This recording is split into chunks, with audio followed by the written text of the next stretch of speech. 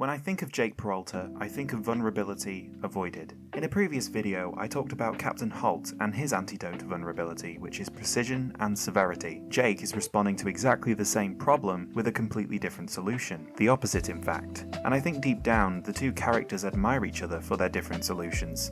Still, the longer you sit with Jake, the harder it becomes to dismiss all of his whimsy as simple immaturity. He behaves like someone for whom childhood never really ended. Jake is one of television's most fascinating portrayals of emotional survival through performance. His humour, his roleplay, his occasional overconfidence, and his endless Die Hard references. These are the building blocks of a language Jake created to survive loneliness, abandonment, the terrifying unpredictability of adulthood, and of course the traumatic experiences that come with police work. What makes Jake extraordinary for me is that his greatest weakness and his greatest strength come from the exact same place.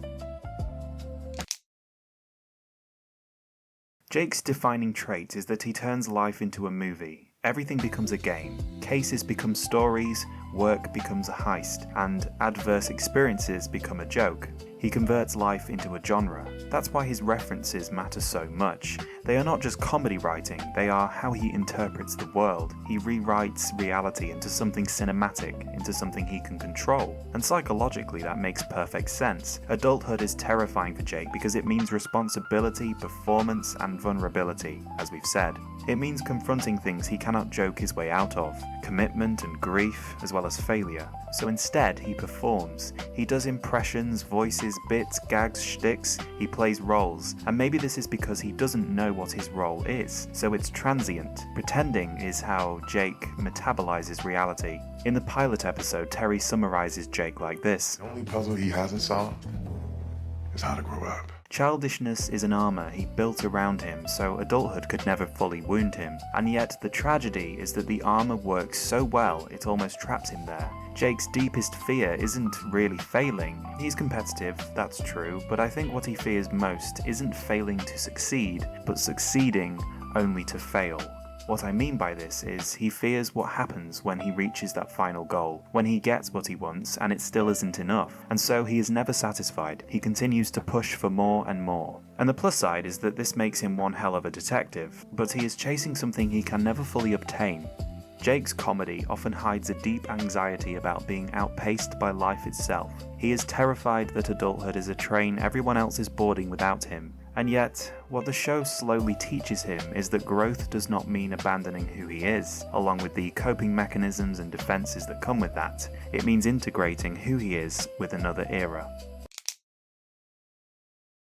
If Jake's inner world is built on play, then Charles Boyle is the one person who makes that world feel safe. The one person who never fails to validate the fantasy. Charles never mocks Jake. In fact, he encourages Jake's playfulness. He never questions the game they're playing. He steps into the game without any further questions. What some would label dysfunction, Charles sees as pure joy. The reason this works so well is because there is an exchange here. In return for Charles's acceptance, Jake offers a solid friendship, the likes of which Charles craves. But then Boyle begins to grow, slowly. He becomes a father, he matures, and suddenly Jake is confronted with something deeply painful. What happens when the people who helped you remain a child begin to outgrow you? This is why Charles's development hits Jake so hard, and the show doesn't make a huge point of it, but there is one episode where we see Jake lash out at this somewhat. What we are seeing is fear. Fear that maturity creates distance, which is something that Jake has always subconsciously suspected. It's the fear that growth leads to abandonment. Fear that love changes shape once people build lives that no longer revolve around you.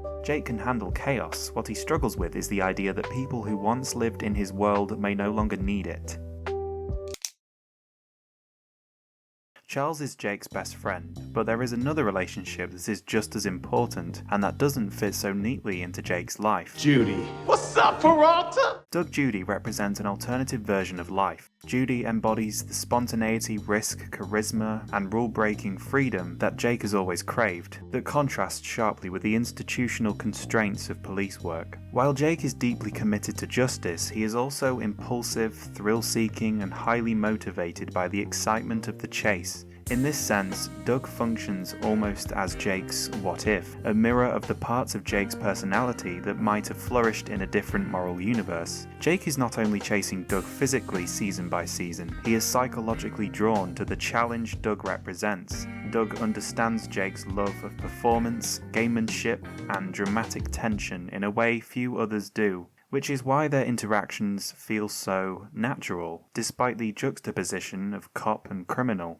Judy represents Peralta's attraction to freedom rather than crime itself. Jake doesn't truly wish he had become a criminal, but he is fascinated by Doug's ability to live outside the rigid systems that Jake has chosen to serve. This contrast highlights one of Jake's central tensions as a character. He can accept rules when they bring security and justice, yet his personality naturally resists confinement. Doug therefore becomes significant not just as a recurring antagonist, but as a symbolic exploration of Jake's unrealized impulses, reminding the audience that identity is often shaped as much by the paths we reject as by the ones we choose. One of the most underrated parts of Jake's psychology is that he feels like a slightly different version of the only child. A lot of people assume only children are spoiled, coddled, overstimulated, and this is normally backed up by TV shows. But through Jake, Brooklyn Nine-Nine shows an underrepresented only child, one that I can personally relate to, because Jake is someone who clearly spent large parts of his childhood completely alone, entertaining himself, constructing imaginary worlds, building elaborate internal narratives, learning how to turn boredom into theatre. You will find that some of the most performatively creative people are only children, especially only children whose parents were always busy. Think of Leonardo DiCaprio, Natalie Portman, De Niro, Pacino, and so many others. For Jake, this childhood solitude explains so much. The movie obsession, the voices, the roleplay, the dramatic storytelling. Jake became his own company. He became his own sibling, if you will, his own audience, and his own best friend. That kind of childhood creates a very specific type of adult, someone deeply brilliant at self-amusement, someone deeply imaginative who struggles with stillness, because stillness sounds too much like being left alone. His humour is not just humour, it is self-generated companionship, a way of ensuring he never has to return to the silence he grew up with. Jake's absent father wound sits underneath almost every important relationship in his life. Incidentally, if you look closely, there is a recurring theme of absent or disappointing fathers throughout Brooklyn Nine-Nine, but Jake embodies it more clearly. He is obsessed with father figures, most notably the one represented by Captain Holt. Holt begins as everything Jake is not, controlled, emotionally distant, deeply adult, which I touched on in his video essay. Holt represents the father structure Jake never had. Raymond Holt is a man whose approval must be earned, and a man who does not leave, except when he is forced to leave. Jake spends so much of the series trying to impress Holt because emotionally he is trying to rewrite an older story, a story that was never completed. But maybe if he can impress Holt, if he can complete the story this time round, he can finally grow up. This is mostly subconscious, of course. For me, this dynamic exists in a smaller way between Jake and a few other characters, including Terry Jeffords. Terry represents a different model of adulthood. Stable masculinity, emotional openness, domestic life, fatherhood that is present and nurturing. The same imagination that keeps him emotionally young is also what makes him extraordinary. Jake is an exceptional detective, not in spite of his childlike mind, but because of it. Where others see procedures, Jake sees possibility. Where others follow the obvious path of least resistance, Jake leaps sideways into something absurd, and somehow finds the truth and succeeds every time. His mind is non-linear. He thinks through instinct, association, genre, intuition, and play. The very mental flexibility that makes him chaotic in life makes him brilliant as well. He is constantly connecting unlikely details, seeing patterns others miss, taking risks that pay off, and reimagining impossible scenarios. He is creatively fearless. Adults are often trapped in the logic of what should work, but because of Jake's access to a more childlike way of thinking, he solves the cases nobody else can. It makes him wildly intelligent. He refuses to accept the obvious answer, and this is one of the things I find inspirational about him. There's another way to read Jake Peralta that makes his entire character click into place, not as a man-child, but as someone deeply ADHD coded. The show never explicitly says it, and I know it's not always helpful to diagnose a fictional character with certainty, but as a lens through which to view Jake, it would explain quite a lot. Jake's mind certainly doesn't move in straight lines, it ricochets. It goes from instinct to action to clue to theory to insight to joke. He struggles with paperwork, reading, organisation, delayed responsibilities, and all the invisible maintenance tasks adulthood demands. His apartment is chaotic, his desk is a disaster, his finances are a graveyard of forgotten consequences. Check the mail tab. Mail tub? Nope. No. Not to mention, he is normally late. As it happens, I was diagnosed with ADHD, and I was diagnosed quite late, well after school, but I see so many of my own struggles in Jake's struggles, and so I had to say something about this. And honestly, it's okay if you disagree. I made a similar speculation about autism with Sheldon from The Big Bang Theory, and of course, it's not canon. But anyway, the point is, when you take Jake away from the filing cabinet and put him in front of a fast-paced, blood-curdling case, his mind is suddenly able to function, not just in a human way, but in a superhuman way. The same mind that seems scattered in ordinary quotidian life becomes laser-focused when something truly grips him. Jake doesn't lack attention, he lacks the ability to distribute it according to what the world considers important. His attention follows urgency, novelty, danger, emotion, and curiosity. He is brilliant when in motion. Even his humour feels part of this, the rapid-fire references and interruptive jokes, not to mention when one idea spirals into about 15 others. Maybe what the world calls immaturity, and what I've been labelling as childlike behaviour, at least in part, is what happens when a highly unconventional mind is measured by conventional standards. So if we add this ADHD reading to Jake, then perhaps his mind naturally resists structure and adulthood, not only because it is emotionally threatening to him, but because it is neurologically exhausting. So his journey later in the show then is not about becoming normal, it's about finding systems and relationships that work for him instead of against him. If you think about it, Jake can never sit still, which links to my last point. He is always talking, chasing, investigating, and competing. The problem is, stillness asks something of us that chaos never does. It asks us to listen to ourselves, our memories, our fears. If we aren't always on the move, the feelings we have been outrunning will catch up to us. And for Jake, this may be unbearable. If you'll remember, he can't even sit still when he is ordered to do so, and when he is badly injured. He would rather cause himself more physical pain than accept the emotional pain of sitting still. A new case gives Jake constant forward momentum. From clue to theory to breakthrough to chase, the machine is always moving. In the rare moments when he allows himself vulnerability, normally with Amy, we can see him more clearly. But beyond Amy, there is something else that impacts Jake's fear of stillness.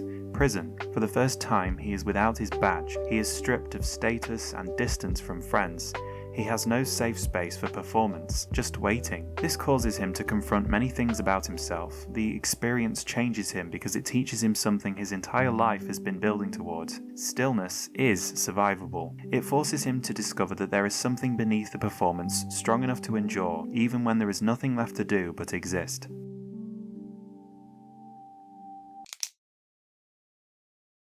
Jake's most overlooked role in the series is that he becomes the emotional catalyst for almost everyone around him. Jake changes people. Holt discovers emotional expression. Amy learns a degree of spontaneity and flexibility. Charles gains confidence through loyalty. Terry reconnects with absurdity and joy. Gina's history and future is often revealed through her connection to Jake. And even Rosa, who is notoriously closed off, allows Jake to support her, especially through the trauma she goes through with Pimento and the problems she encounters after coming out to her parents. His openness to play allows other people to loosen the rigid structure they use to survive, at least in front of him. He reminds the others that seriousness is not the same thing as wholeness, and it is for this and so many other reasons that Jake is the most important character in the show. Jake Peralta's story is not about a child becoming an adult. That would be too easy. It's about a complex man with a lonely childhood learning that he never has to disappear or become a completely new person in order to go on existing in an ever-changing world. His humour, his games, his references, these are not flaws to be erased. I think they are pieces of the self that kept him alive. And maybe that is what adulthood really is. Not becoming someone else, but finally becoming large enough to hold every version of who you've been. This was my second Brooklyn Nine-Nine essay, and it was my 8th video on YouTube. Thank you for watching, and thank you for being here for the ride. We're building a community here, and it's great. If you like this video, consider giving it a thumbs up, it really helps. If you want to leave a comment, I'd love to know about your own thoughts regarding Jake. And if you like this style of video, why not subscribe? I make reflective videos about characters and concepts from TV and film. Anyway, thanks again, and see you in the next video.